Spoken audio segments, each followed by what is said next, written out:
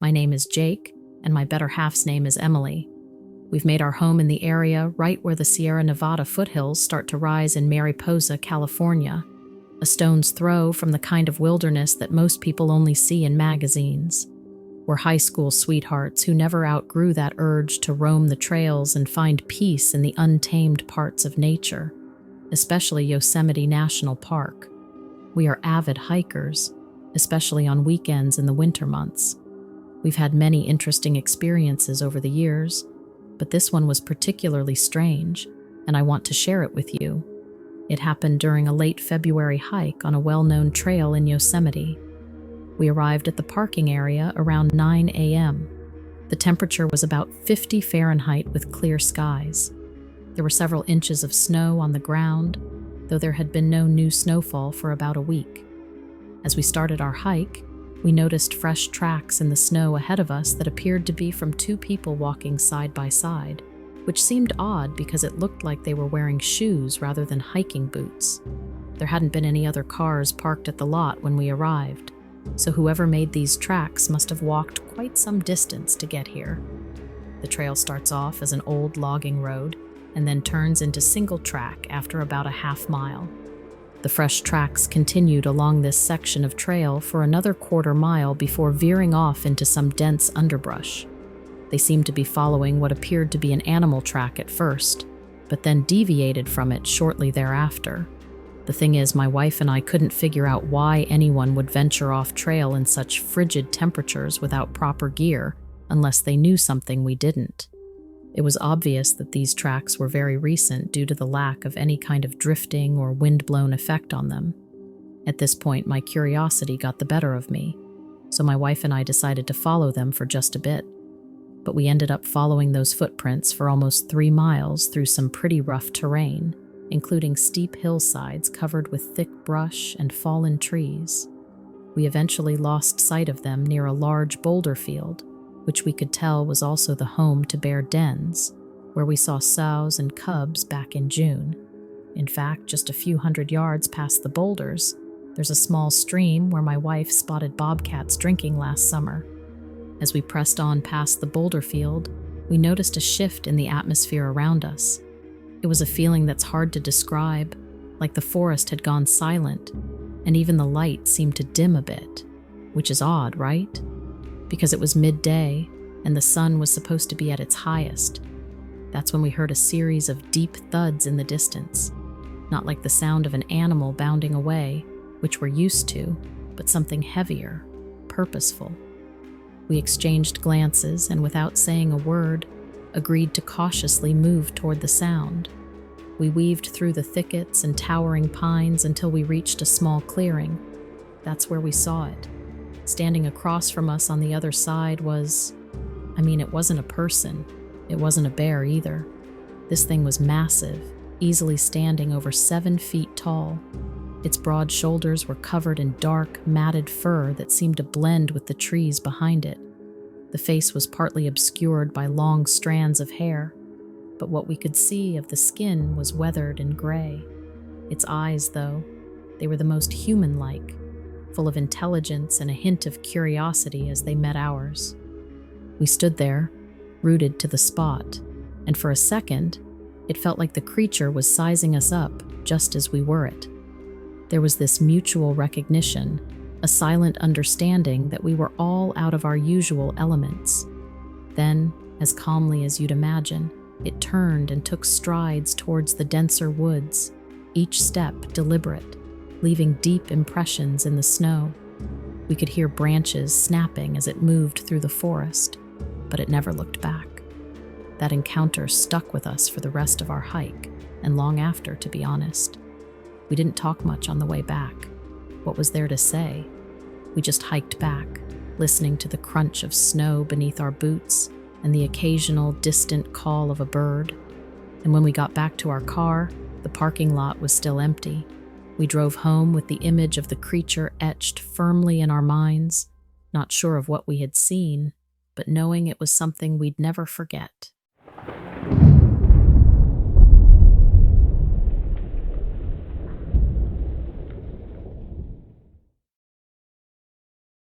so I've always steered clear of ghost tales and all that paranormal jazz. I mean, I believe there's something out there, but I don't just bring it up, especially not around skeptics, because the communication can go south really quick. But man, I gotta tell you about this one time. It left me all kinds of messed up. It's not exactly the kind of story you normally tell, but I want you to know about it anyway. I'm an attorney, set up my practice down in Fort Lauderdale, South Florida. My girl, she lives a good stretch away up by Daytona Beach. She's been balancing plates as a waitress at this swanky joint while studying accounting part-time.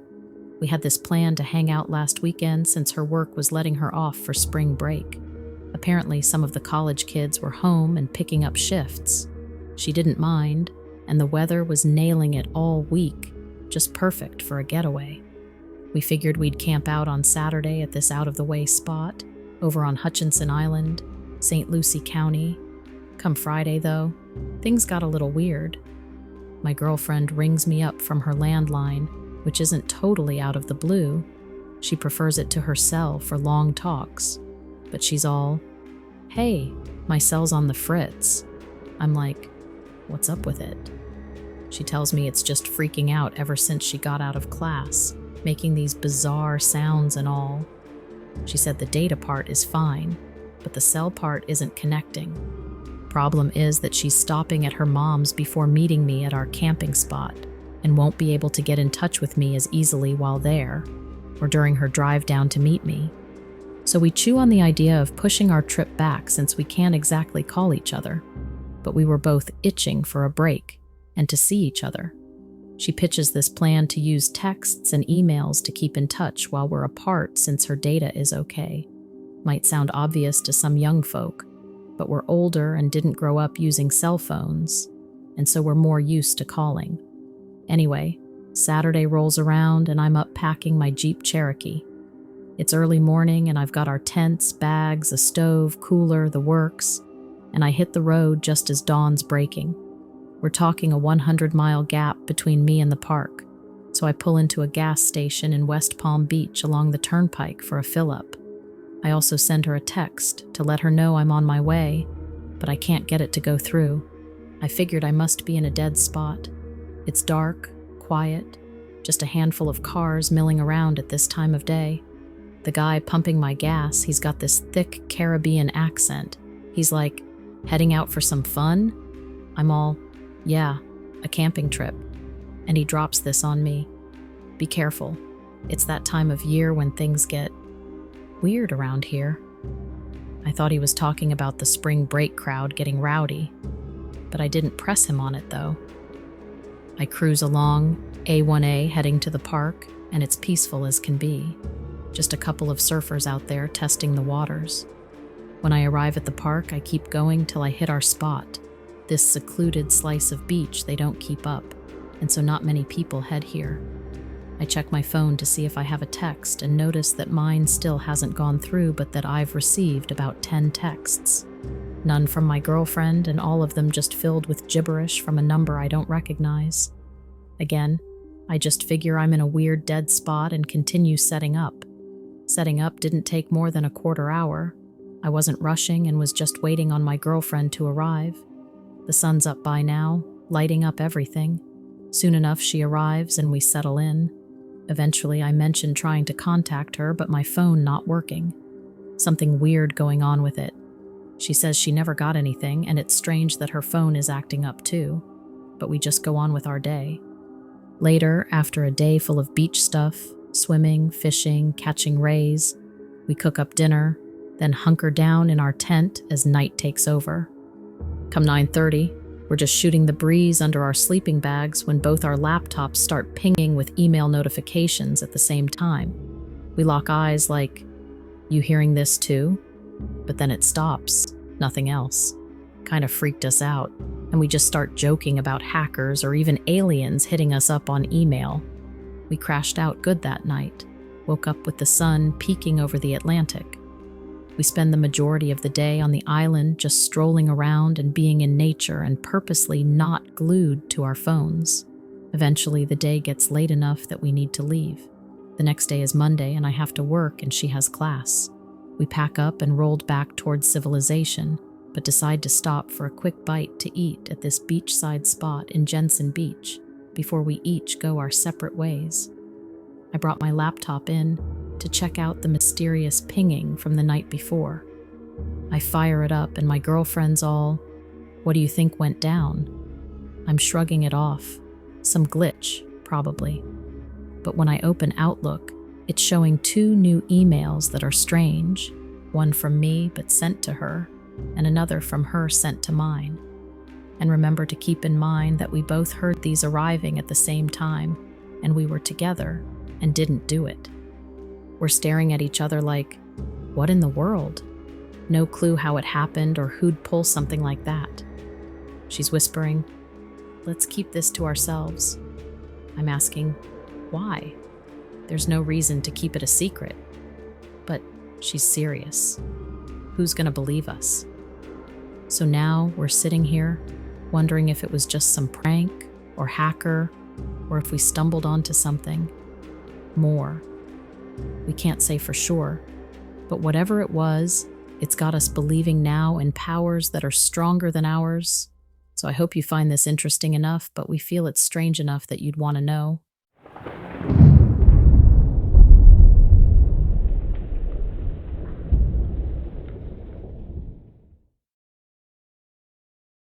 As a park ranger at Yosemite National Park, I've always had a deep love and respect for the natural world.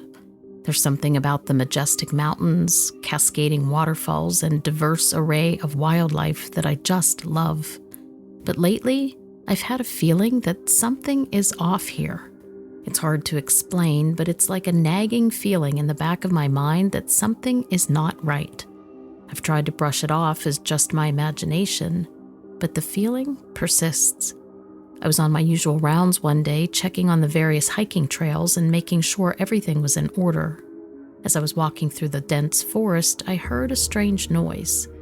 It sounded like a cross between a growl and a snarl, and it seemed to be coming from just ahead of me on the trail. I cautiously approached, my hand hovering over my radio, prepared to call for backup. As I peered through the trees, I saw something I could not explain. It was a creature that was unlike anything I'd ever seen in the park, let alone anywhere. It was covered in thick, shaggy fur and had a lupine head and glowing red eyes. Its body was muscular and powerful, and it stood on 2 legs like a human. But there was something off about it, something almost otherworldly. I froze, unsure of what to do. I'd heard of strange sightings in the park before, but I had always assumed that they were just hoaxes, or the result of people seeing things in the shadows. But this was different. This creature was real, and it was right in front of me. I slowly backed away, trying to keep my movements slow and steady so as not to startle the creature. But as I turned to run, it let out a deafening roar, and it lunged at me. I sprinted back down the trail, my heart pounding in my chest. I knew I had to get to safety and alert the other rangers. I radioed for backup and headed back to the visitor center as quickly as I could. When I arrived, I was panting and out of breath, but I managed to get out a garbled explanation of what I had seen. The other rangers looked at me with skepticism, but I could see the fear in their eyes. They knew that if what I was saying was true, it could be a major problem for the park. We decided to send out a team to investigate and see if we could find any trace of the creature. I volunteered to go despite my own fear. I had to know what this thing was and how it had come to be in the park. We searched the area intensely where I'd seen the creature, but we found no sign of it. We searched for hours, but it was like trying to find a needle in a haystack. And then as the sun began to set, we called off the search and headed back to the visitor center. I was exhausted and disheartened, but I knew we couldn't give up. We had to find out what this thing was and stop it from affecting the park. Over the next few days, we searched intently. I know it's impossible, but it sure felt like we searched almost every inch of the area where I was. But we still didn't find any trace. It was like it never even existed. But I knew what I had seen. I knew that it was real, and I couldn't shake the feeling. So then as the weeks went by, the feeling only grew stronger. And then one night I heard the same growl that I had heard before, but this time it was coming from outside my cabin, and it was louder and more menacing than ever. I knew that I had to act fast. I grabbed my flashlight and my radio and I stepped outside, ready to face whatever was out there. And that's when I saw it again. The creature was back, and it was even more terrifying to me than before. It was too close now, too close for comfort. Its eyes glowed red in the darkness and its fur bristled as it let out its deafening roar. But this time I was prepared. I shone my flashlight directly into its eyes, hoping to blind it temporarily.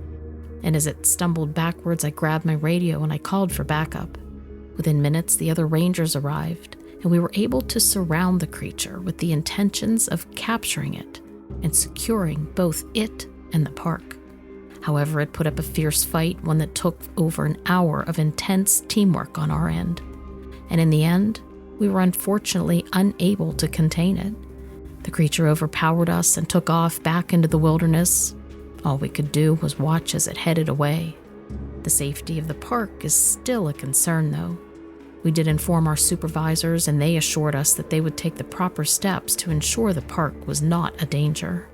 However, since that day, I've heard no further updates. And when I ask, I'm just told that things are being taken care of.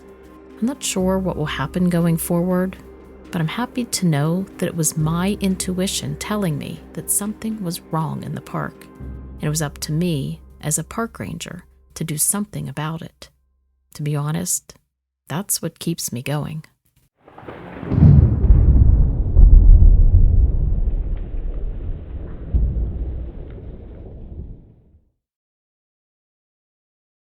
Western Pennsylvania, April 2018. I'm a professional photographer. I have been for 8 years now, and I love it. I shoot weddings, engagement photos, family portraits, and more. I've gone all over the city and the tri-state region in that time, finding cool places to serve as backdrops for photos. Sometimes the clients show me new places too, and I use them again later if they provide a good aesthetic. I'll go pretty much anywhere. Abandoned buildings and overgrown areas make for really interesting pictures, so I go there a lot, as do remote parks and industrial areas. The only place I won't go, though, is the old abandoned tunnel.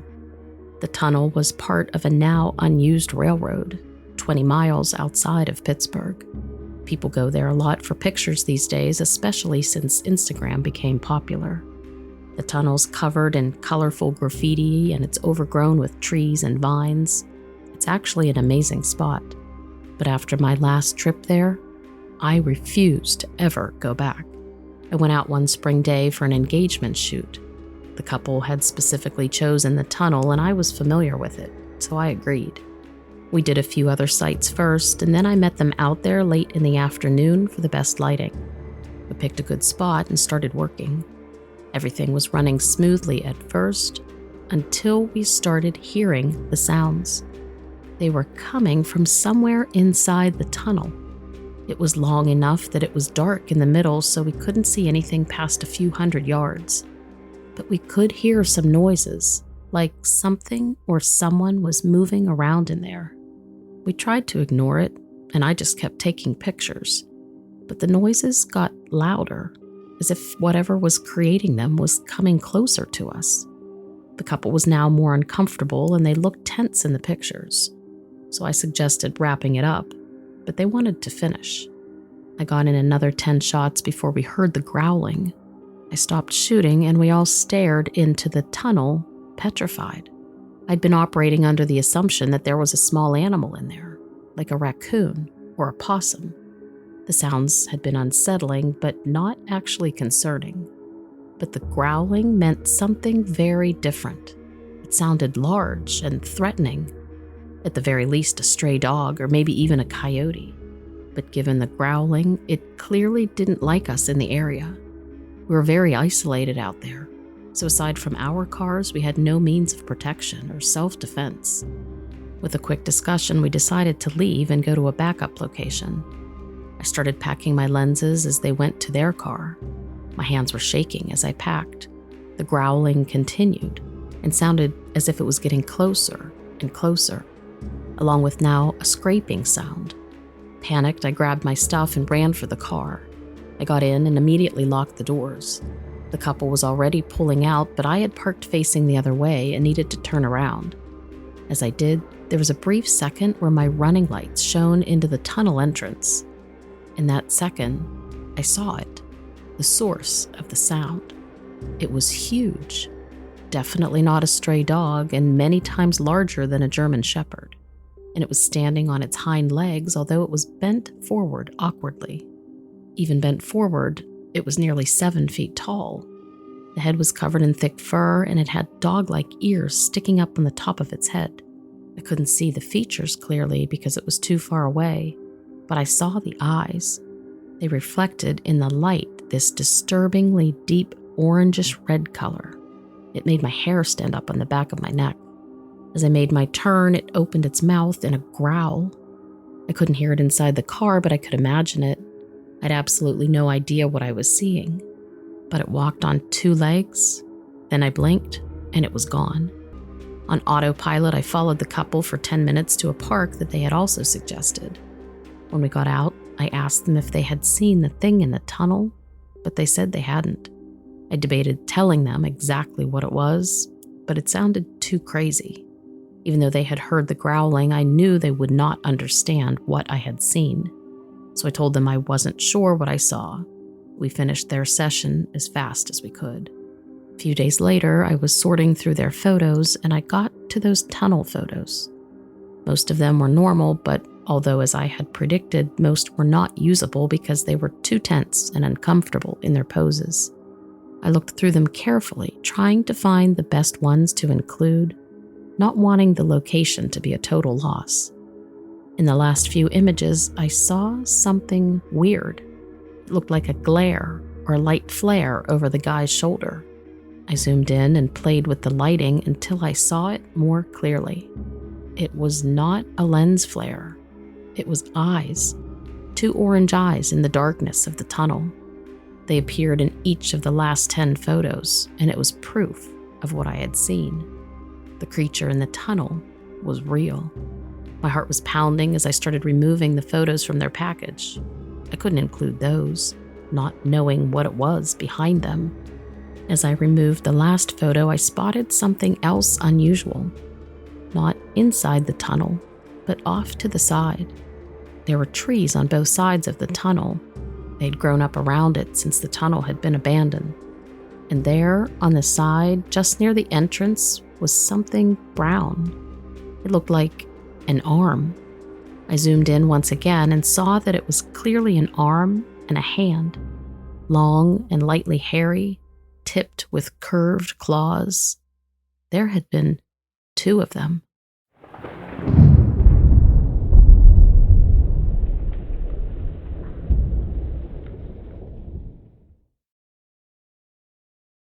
I wish I had been closer to everything that happened. I wish I knew more. If I had been closer, though, I might not have the privilege of sharing this story. They might have realized that I was there, and I saw it happen. They might not have even let me quit my job and stay alive. Up until a year ago, I worked for a very prominent corporation. My role was a small one, just delivering orders in a timely 2-day fashion. I covered the northern half of a sprawling American city. I can't give out too many details, I'm sorry. Proper nouns are how people get caught. Most of my deliveries went out to businesses. Very rarely did I travel into the suburbs to make residential drops. My days were fairly routine. I arrived at the distribution center at 4 a.m., loaded my blue van, and headed into the city. Deliveries took all day to complete, and every day was basically the same. And then one day my routine changed, and that was the moment I knew that something was wrong. After loading my truck, I was stopped by one of my supervisors. He handed me an additional box, and he asked if I would take it around with me. There was no label, no address describing where the box was going to or coming from. It wasn't paid for by any type of postage or stamp. It was an unremarkable box, half the size of a basketball. The cardboard packaging was colored black, and I had never seen a box quite like it. When I asked where the package was going, my supervisor just waved me off. They assured me that it wasn't a delivery. I simply needed to carry the box with me along my route. They promised that other drivers had done so in the past. It was simply my turn, they explained. They said the box hadn't seen the northern half of the city just yet. Now, the way they described that was concerning.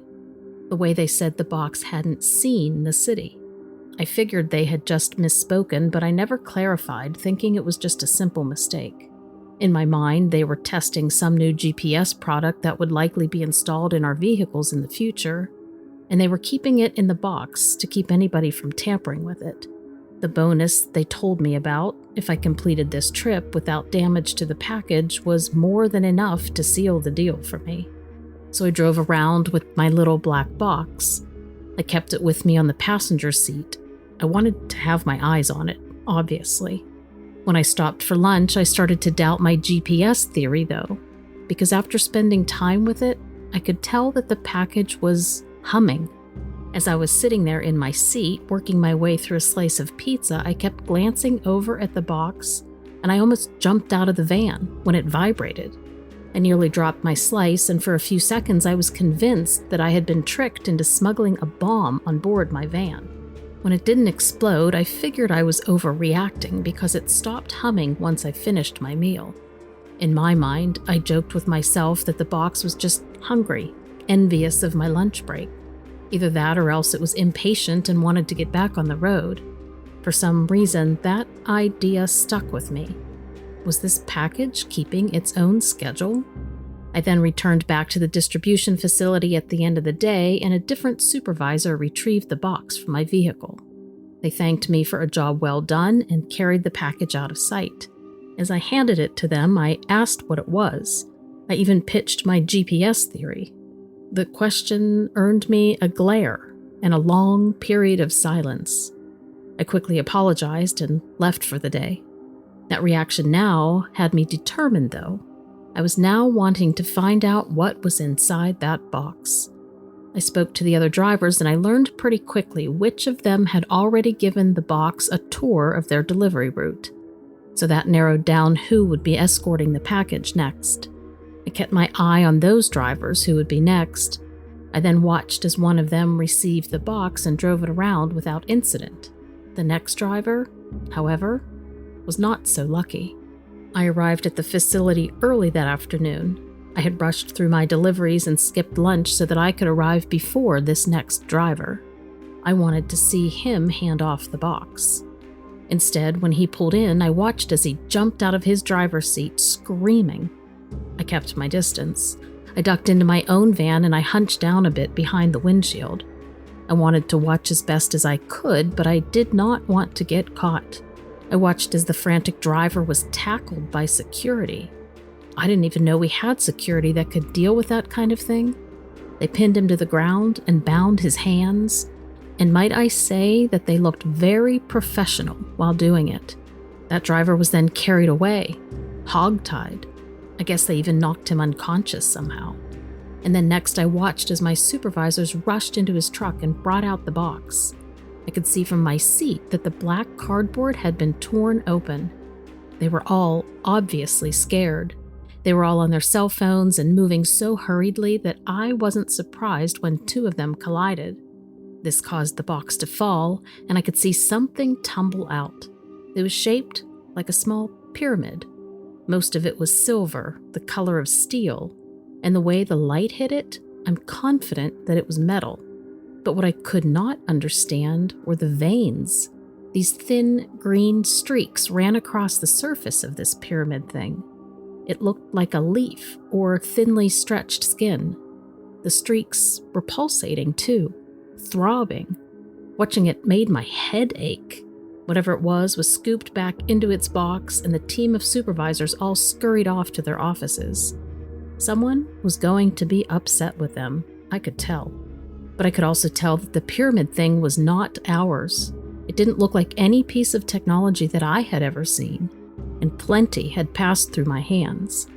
When the other driver, the one who broke the box, didn't come back to work, I knew something was very wrong. I knew my company was hiding something. I instantly decided to quit, and I let things get quiet. But your channel, Lilith, has given me a unique opportunity. I've taken all the measures I need to stay safe. And I think that you and your followers deserve to know about this. You can spread the word and you can warn others without endangering me. I think the big corporations out there are working for somebody else. Maybe the government, maybe something even bigger. I think that they're driving around and scanning our cities. I think they're preparing for something, and I don't know what it is. I just know that if I stay silent, none of us will be ready for it.